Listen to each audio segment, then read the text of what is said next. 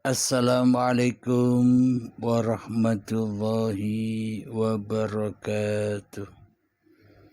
Bismillahirrahmanirrahim. Ashhadu an la ilaha illallah wa ashhadu anna Muhammadar Rasulullah. Allahumma salli ala sayyidina Muhammad wa ala ali sayyidina Muhammad. Rabbi shrah li sadri wa yassir li amri wahlul 'uqdatam min lisani yafqahu qawli. Amin. Bismillahirrahmanirrahim. Salam hormatku, salam takzimku buat para sahabat tercinta dimanapun Anda berada, baik di dalam ataupun di luar negeri. Semoga kita bersama selalu di dalam anugerah Allah Subhanahu wa ta'ala. Amin ya rabbal alamin. Alhamdulillahi rabbil alamin. Kali ini ada pertanyaan dari saudara kita di NTB. Mari kita dengarkan bersama. Assalamualaikum warahmatullahi wabarakatuh. Perkenalkan, nama saya Haidir Ali dari Lombok Tengah, Nusa Tenggara Barat. Saya ingin bertanya kepada Tuan Guru. Ada kalimat yang saya belum mengerti, itu yang datang kepada saya. Bunyi kalimatnya adalah lenyap diri di dalam diri, diri lenyap menjadi satu, satu lenyap menjadi kosong, kosong lenyap menjadi tiada, tiada lenyap menjadi ada. Mohon untuk dibantu dalam penjelasan ini, Tuan Guru. Terima kasih. Alhamdulillahirabbil alamin. Pada intinya pertanyaannya kami ringkas seringkas-ringkasnya biar tidak blank, biar mudah dipahami, karena semua ungkapan dan kata-kata itu hanyalah kiasan-kiasan saja yang tidak mudah untuk kita pahami bersama. Pada intinya pertanyaan itu adalah kalimat thayyibah la ilaha illallah dan la haula wala quwwata illa billahil aliyyil azim. Jadi bila masih ada sosok manusianya, maka pasti bingung. Maka dari itu la ilaha illallah, tiada Tuhan selain Allah, tiada wujud selain Allah, tiada hidup selain Allah, tiada kekuasaan selain Allah, tiada daya kehendak, daya upaya serta ikhtiar selain Allah. Itu inti pertanyaannya. Dan la haula wala quwata illa billah, tiada daya dan kekuatan hanyalah milik Allah. Jadi pada intinya di sini babagan manusianya harus ditiadakan. Babagan hawa nafsunya harus ditiadakan agar tidak menjadi Tuhan di masing-masing hati kita sekalian. Jadi pada intinya tiadakanlah dirimu di hatimu. Maka setelah tiada diri kita di hati kita, maka nyatalah Allah yang wujud. Namun apabila di dalam diri kita masih wujud diri manusia kita, maka selamanya kiasan-kiasan kata itu tetaplah gaib bagi diri kita. Selamanya kita tak akan pernah tahu kiasan-kiasan pertanyaan tadi. Dan sampai kapanpun kita tidak akan mengenal Allah. Bila Allah tiada, bila Allah gaib di hati kita. Jadi selama ini yang ada di hati kita hanyalah la ilaha illa ana. Tiada Tuhan selain aku, akunya hawa nafsu, akunya manusianya, akunya masih terkendali, terkuasai di dalam kerajaan hawa nafsu.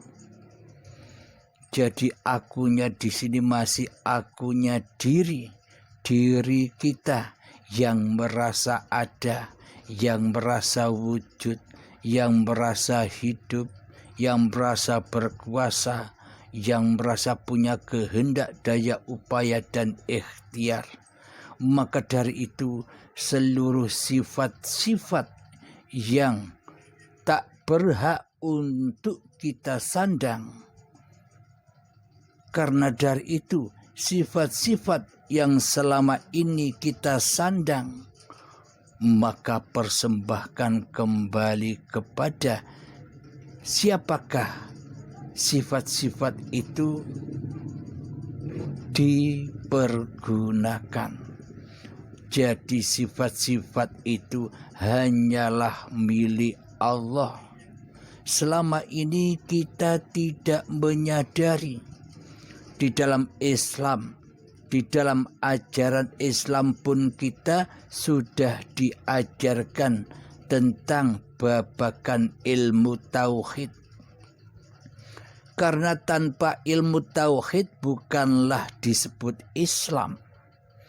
Karena pondasi Islam itu adalah tauhid. Jadi di dalam tauhid awal kita memeluk Islam wajib tahu tauhid dulu. Sebelum kita masuk ke dalam agama Islam yang diridhoi oleh Allah, maka wajib mengenal tauhid dulu. Bagi kita yang sudah kebablasan, jangan berputus asa. Belajarlah tauhid, dalamilah tauhid, agar tahu kedudukan siapa Allah dan agar tahu kedudukan siapa hamba, agar mengetahui kedudukan Sang Khalik dan agar mengetahui kedudukan makhluk. Jadi selama ini kita merasa diri kitalah yang ada. Jadi selama ini kita merasa diri kitalah yang hidup.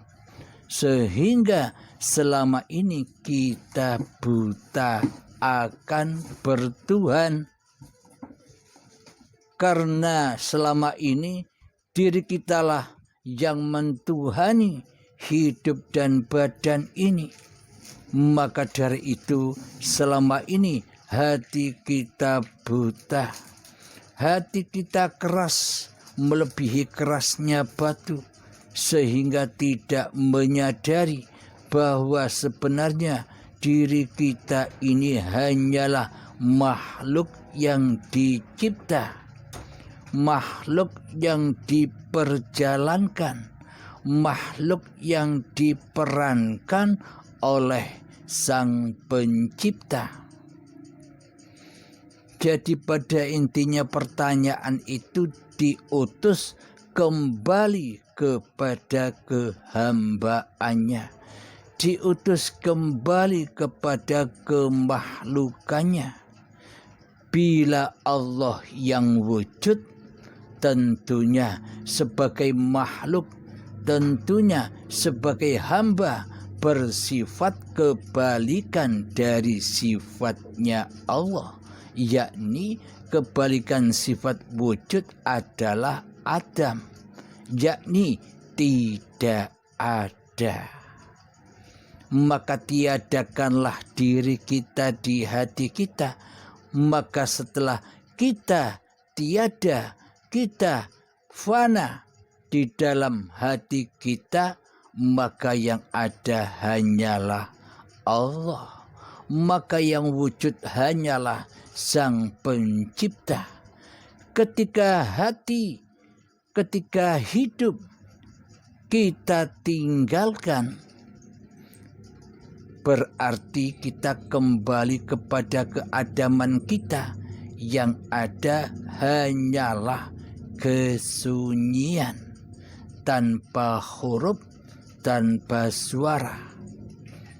Itulah Adam, itulah posisi kita, yakni hal yang tak dapat disebut-sebut. Karena yang menyebut adanya diri manusia kita, karena yang bisa menyebut beribu-ribu banyaknya perkataan dan huruf, yaitu dari kalamullah sendiri, berawal dari yang tak bersuara dan tak berhuruf itu, berasal dari laisa kamislihi syai'un.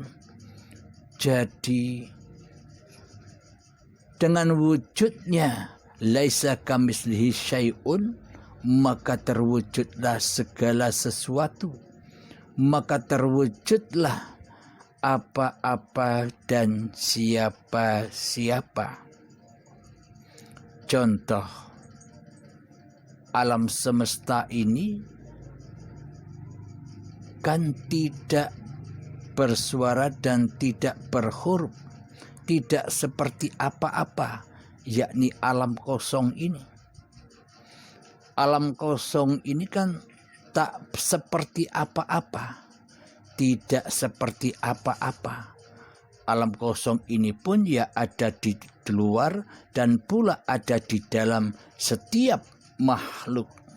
Karena makhluk itu hanyalah ciptaan yang hidup.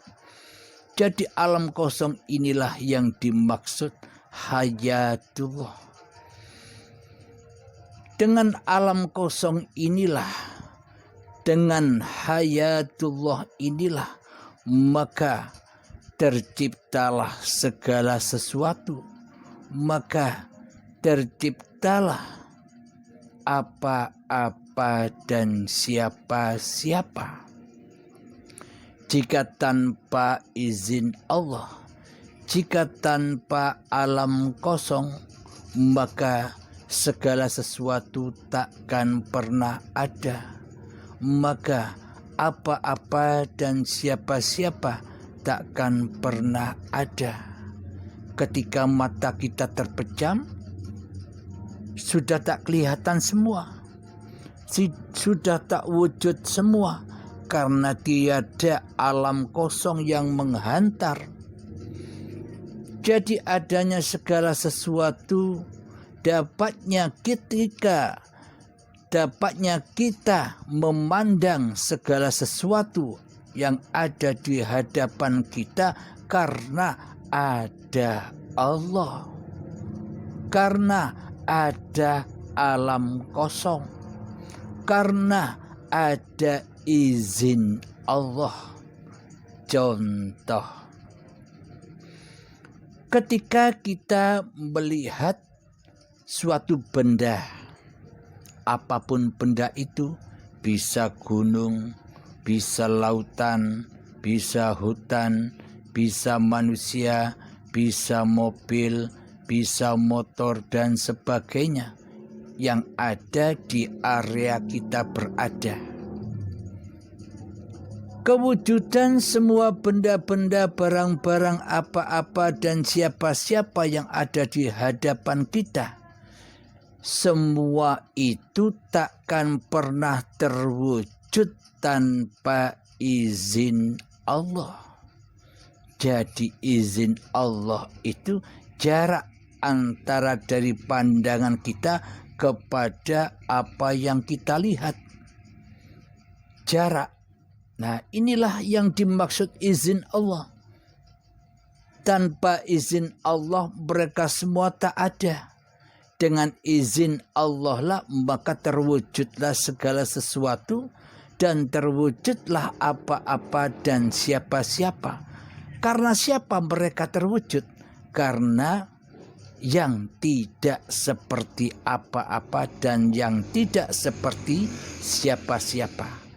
Siapa dia? Dialah Allah.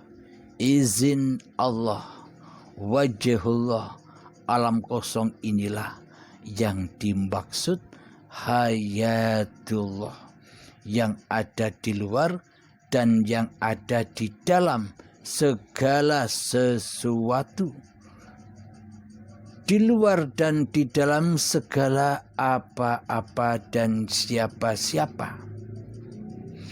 Jadi pada intinya seluruh makhluk itu sudah ada di dalam alam kosong ini, sudah ada di dalam hayatullah. Jadi contoh begini, ketika tanpa izin Allah, yakni tanpa adanya alam kosong, apakah saya bisa bergerak, berdiri, duduk, berjalan?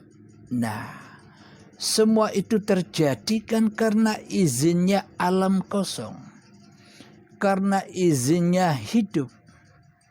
Jadi tanpa alam kosong tak akan ada segala sesuatu. Tanpa alam kosong takkan terwujudlah apa-apa dan siapa-siapa, karena semuanya terwujud karena adanya alam kosong. Contoh lagi, coba ibaratkan kita dipendam di dalam tanah. Setelah dipendam tak ada sedikit pun ruang kosong yang ada meliputi diri kita. Dan setelah itu dikubur. Nah, apakah ada siapa-siapa dan apakah ada apa-apa di dalamnya?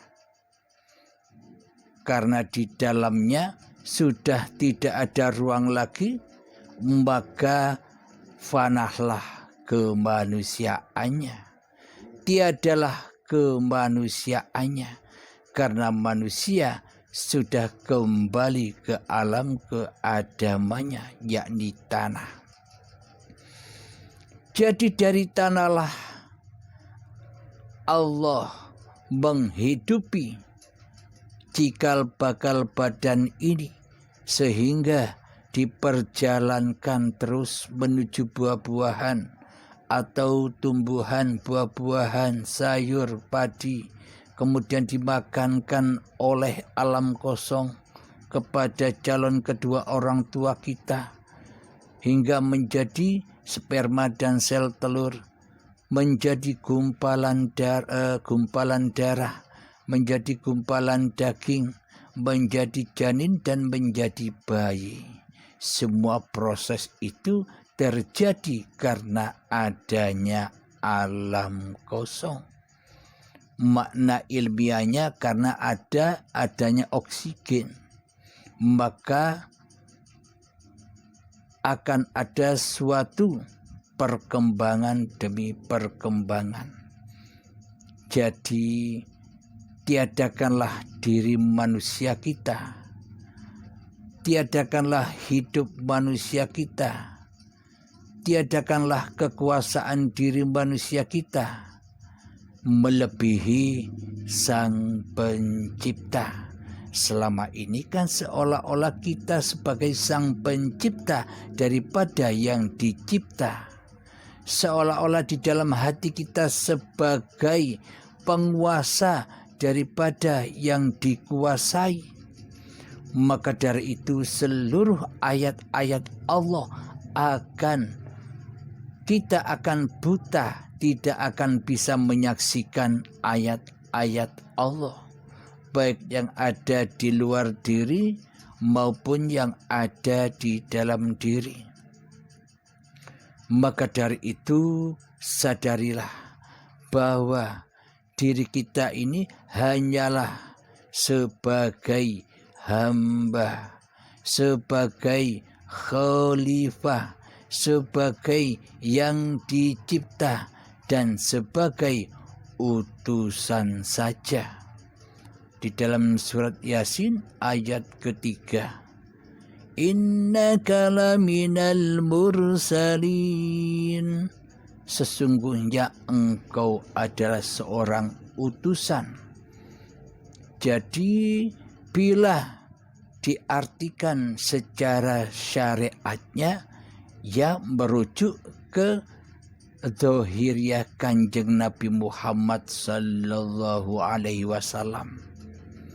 Akan tetapi bila dirujuk secara batiniahnya, bahwa siapakah sebenarnya Muhammad itu? Jika Muhammad bin Abdullah, ya yang ada di Mekah. Junjungan kita Nabi besar Muhammad sallallahu alaihi wasallam, bila kaji diri, Muhammad yang ada di dalam tiap-tiap diri manusia adalah badan-badan inilah yang dimaksud Muhammad Rasulullah.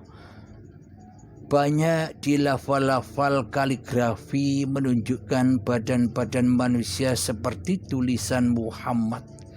Jadi hakikat Muhammad yang ada pada diri setiap manusia adalah badan-badan yang diutus oleh hidup, yang diutus oleh Allah, yang diperjalankan, yang diafalkan oleh Allah sejak dari tanah hingga menjadi bayi sampai saat ini, hingga kembali kepada asal usulnya lagi, yakni tanah.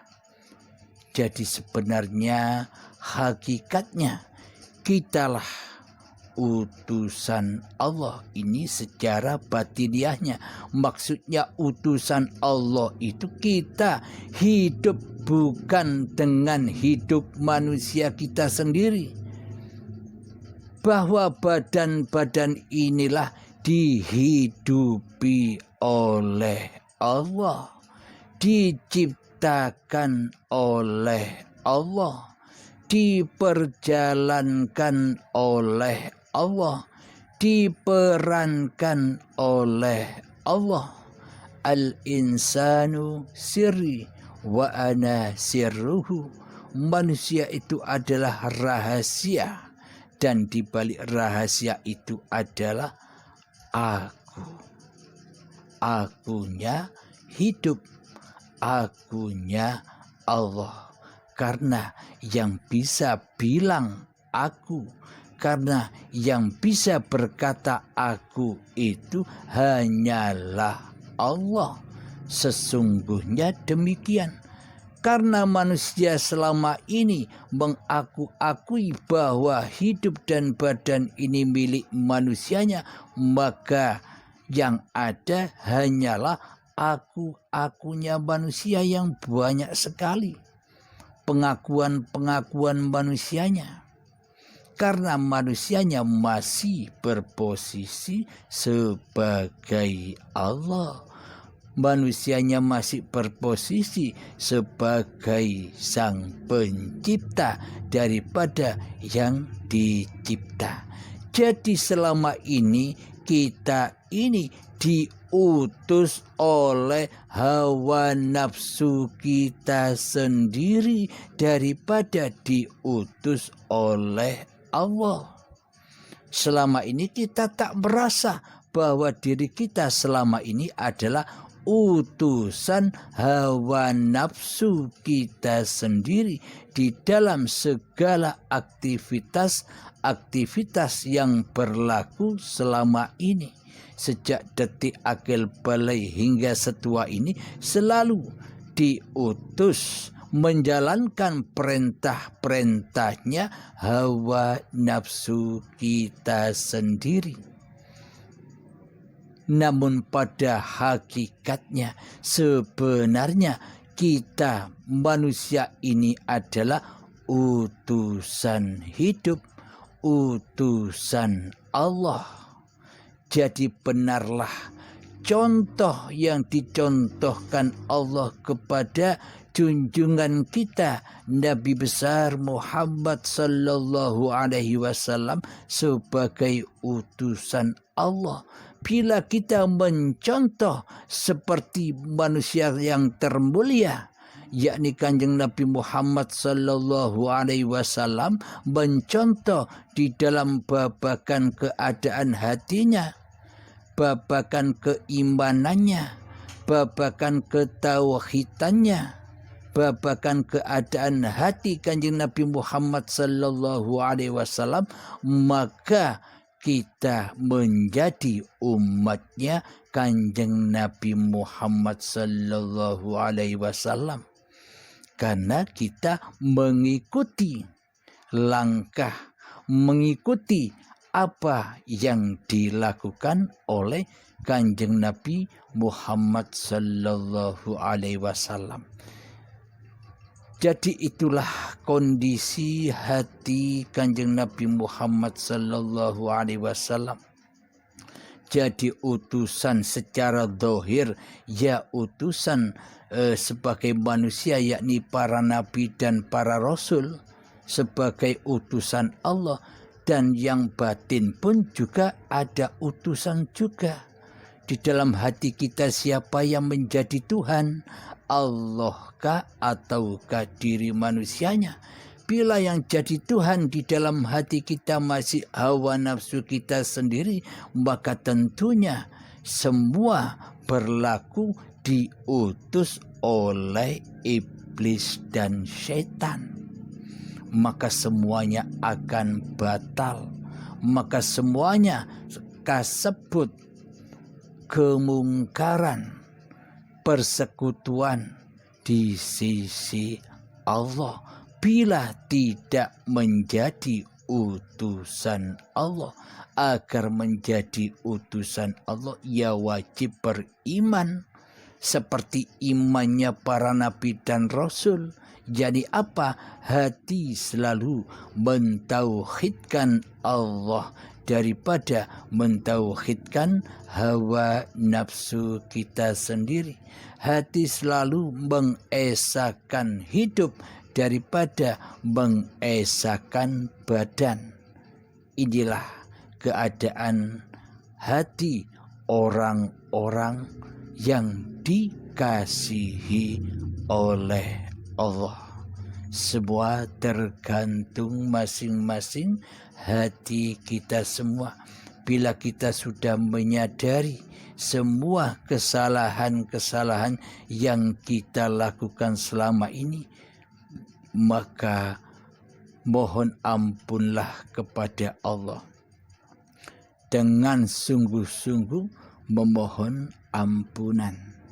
Yakni sadarilah kezaliman hati kita selama ini, agar kita terentas dari lembah neraka menuju lembah keselamatan, yakni al-jannah. al-jannah maknanya ya ayyatuhan nafsul mutmainnah, hatinya sudah tenang dari yang selain Allah. Alhamdulillahirabbil alamin.